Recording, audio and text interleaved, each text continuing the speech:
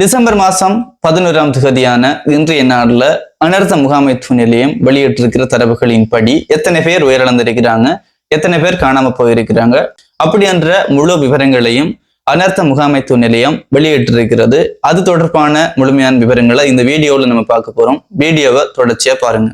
எங்களுக்கு தெரியும், கடந்த நவம்பர் மாசம் 27, 28, 29 அந்த திகதிகள்ல டித்பா புயல் ஒரு கொடூரமான ஒரு தாக்கத்தை எங்களுடைய நாட்டுல ஏற்படுத்தி இருந்துச்சு. இதனால லட்சக்கணக்கான எங்களுடைய உறவுகள் பாதிக்கப்பட்டிருந்தாங்க. அதே போல தங்களுடைய வீடுகளையும் தங்களுடைய உறவுகளையும் இழந்திருந்தாங்க அப்படின்றது தெரியும். இதனால இதுவரைக்குமாக எத்தனை பேர் உயிரிழந்திருக்கிறாங்க அப்படின்ற தரவுகளை எங்களுடைய அனர்த்த முகாமைத்துவ நிலையம் வெளியிட்டிருக்கிறாங்க.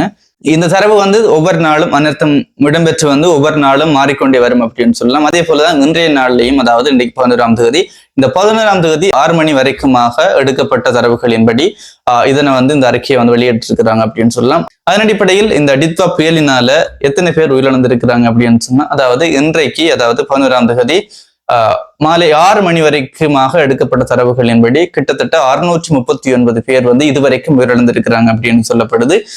அதே போல காணாம போனவர்களினுடைய எண்ணிக்கை 210 அப்படின்னு சொல்லி இந்த தரவுகள் வெளியிடப்பட்டிருக்கிறது. அதே போலதான் அநேகமான குடும்பங்களினுடைய வீடுகள் அல்லது மக்களினுடைய வீடுகள் பாதிக்கப்பட்டிருந்துச்சு அப்படின்னு சொல்லலாம். அந்த தரவுகளையும் அனர்த்த முகாமைத்துவ நிலையம் வெளியிட்டிருக்கிறாங்க அப்படின்னு சொல்லலாம்.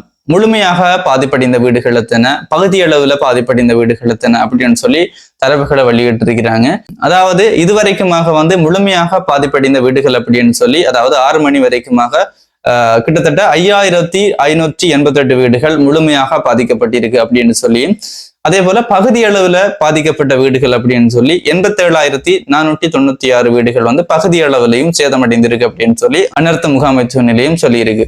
அதே போலதான் தங்களுடைய வீடுகளை இழந்தவர்கள், அதாவது வீடுகள் வெள்ளத்தால பாதிக்கப்பட்டு பாதுகாப்பு முகாம்கள்ல எங்களுடைய மக்கள் தங்க வைக்கப்பட்டிருந்தாங்க. கிட்டத்தட்ட 866 பாதுகாப்பு முகாம்கள்ல 26,563 குடும்பங்களை சேர்ந்த 84,274 பேர் பாதுகாப்பு முகாம்கள்ல தங்க வைக்கப்பட்டிருக்கிறாங்க அப்படின்னு சொல்லி அனர்த்த முகாமைத்துவ நிலையம் இந்த தரவுகளை வெளியிட்டிருக்கிறது. அதாவது இந்த தரவுகள் நான் ஏற்கனவே சொன்ன மாதிரி இந்த டிசம்பர் மாசம் 11ஆம் தேதி 6 மணி வரைக்குமாக எடுக்கப்பட்ட தரவுகள் அப்படின்னு சொல்லலாம். அதனைத் தொடர்ந்து பார்த்தோம் அப்படின்னு சொன்னா, தேசிய கட்டிட ஆராய்ச்சி நிர்வாகத்தால கிட்டத்தட்ட 8 மாவட்டங்களுக்கு மண் சரிவு எச்சரிக்கை வழங்கப்பட்டிருக்கிறது. அதுல முதலாவதாக பதுல, கம்பகா, கண்டி, கேகால, குருநாகல, மாத்தள, நுவரேரியா, ரத்னபுர போன்ற மாவட்டங்களுக்கு மண் சரிவு எச்சரிக்கை விடுக்கப்பட்டிருக்கிறது. இது நேற்றைய நாள்ல 4 மணிக்கு விடுக்கப்பட்ட எச்சரிக்கையாகும். இது இப்ப வரைக்கும் நீடிக்கப்பட்டிருக்கிறது. அதுலேயே 3ஆம் கட்ட மண் சரிவு எச்சரிக்கை வழங்கப்பட்ட மாவட்டங்களாக கண்டி, மாத்தளை, அதே போல குருநாகல, கேகால மாவட்டத்தினுடைய சில பிரதேச செயலக பிரிவுகளுக்கும் மண் சரிவு எச்சரிக்கை, அதாவது 3ஆம் கட்ட மண் சரிவு எச்சரிக்கை வழங்கப்பட்டிருக்கிறது. 2ஆம் கட்ட மண் சரிவு எச்சரிக்கை நுவரேலியா, பதுல்ல போன்ற மாவட்டங்களுக்கு வழங்கப்பட்டிருக்கு அப்படின்னு சொல்லலாம். இந்த பகுதிகளில் இருக்கக்கூடிய மக்கள் அவதானத்துடன் இருக்கணும் அப்படின்னு சொல்லியும் தேசிய கட்டிட ஆராய்ச்சி நிறுவனம் சொல்லியிருக்கு. அந்த தரவுகள் அப்படி இருக்க, 1ஆம் கட்ட மண் சரிவு எச்சரிக்கை, 2ஆம் கட்ட மண் சரிவு எச்சரிக்கை, அதே போல 3ஆம் கட்ட மண் சரிவு எச்சரிக்கை அப்படின்னு சொல்லி வழங்கப்படுறது எதன் அடிப்படையில் அப்படின்னு பார்த்தோம் அப்படின்னு சொன்னா, முதலாவதாக 3ஆம் கட்ட மண் சரிவு எச்சரிக்கை அப்படின்னு சொல்றது நம்ம சொல்லுவோம் சிவப்பு எச்சரிக்கை அப்படின்னு சொல்லப்படுது. அதாவது இதுக்கு குறிப்பிடுற நிறம் சிவப்பு அப்படின்னு சொல்லலாம், ரெட் அலர்ட் அப்படின்னு சொல்லுவாங்க.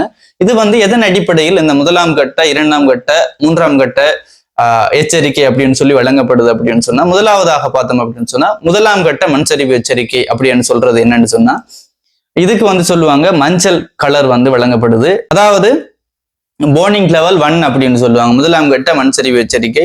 இந்த 1ஆம் கட்ட மண் சரிவு எச்சரிக்கை எதுக்காக வழங்கப்படுது, எதன் அடிப்படையில் வழங்கப்படுது அப்படின்னு சொன்னா, கடந்த 24 மணித்தியாலங்கள்ல குறித்த பகுதியில 75 மில்லிமீட்டருக்கும் அதிகமான தொடர்ச்சியான மழை பெய்திருக்கு அப்படின்னு சொன்னா இந்த மண் சரிவு எச்சரிக்கை வழங்கப்படும். அதாவது அந்த பகுதியில தொடர்ச்சியா மழை பெய்யும் பட்சத்துல மண் சரிவு, மண்மேடுகள் சரிந்து விழுதல், மேலே இருக்கக்கூடிய பாறைகள் கீழே விழுறது, அப்படியான ஆபத்துகள் நேரிடும்.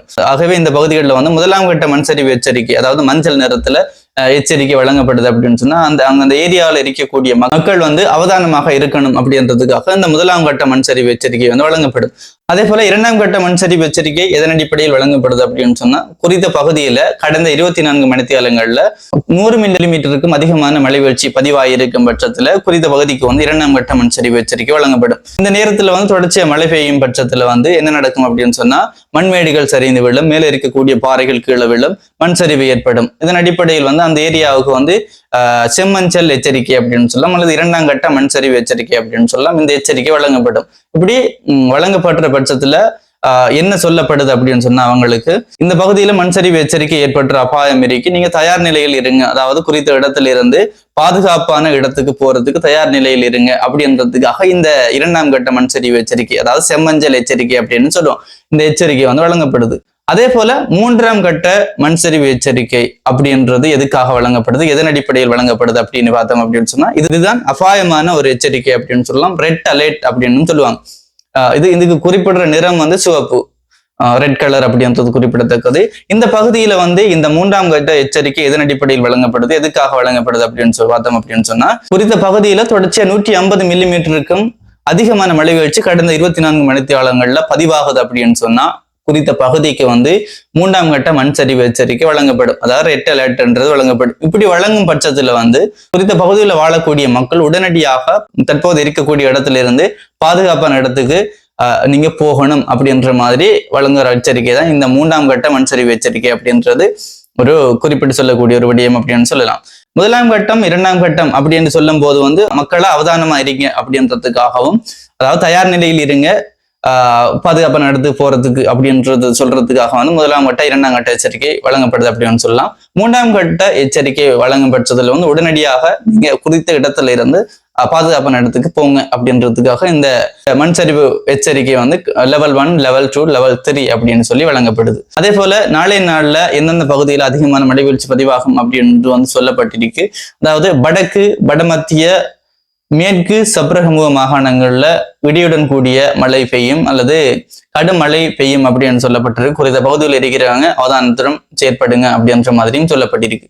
அதனை தொடர்ந்து பார்த்தோம் அப்படின்னு சொன்னா, இந்த பேரிடரினால அநேகமான வீடுகள் சேதமடைந்திருந்துச்சு, மக்கள் பாதிக்கப்பட்டிருந்தாங்க. அதே போலதான் மத வழிபாட்டு தலங்களும் சேதமடைந்திருந்துச்சு அப்படின்னு சொல்லலாம். இந்த மத வழிபாட்டு தலங்களை சுத்தம் செய்யறதுக்காக இப்போது உதவி வழங்கணும் அப்படின்னு சொல்லி அமைச்சரவையில தீர்மானம் எட்டப்பட்டிருக்கு அப்படின்னு சொல்லலாம்.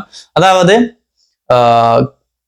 கோயில்களா இருக்கட்டும், விகாரிகளா இருக்கட்டும், தேவாலயங்களாக இருக்கட்டும், அதிகமான மத வழிபாட்டு தலங்கள் இந்த பேரிடரால வந்து பாதிக்கப்பட்டிருந்துச்சு அப்படின்னு சொல்லலாம். இந்த வழிபாட்டு தலங்களை துப்புரவு செய்து மீண்டும் வழிபாடுகள்ல மக்களை ஈடுபடுத்துறதுக்காக வந்து சுத்தம் செய்யணும் அப்படின்றதுக்காக அமைச்சரவையில வந்து 25,000 ரூபாய் வந்து பணத்தினை வழங்குறதுக்காக தீர்மானம் எட்டப்பட்டிருக்கு அப்படின்னு சொல்லலாம்.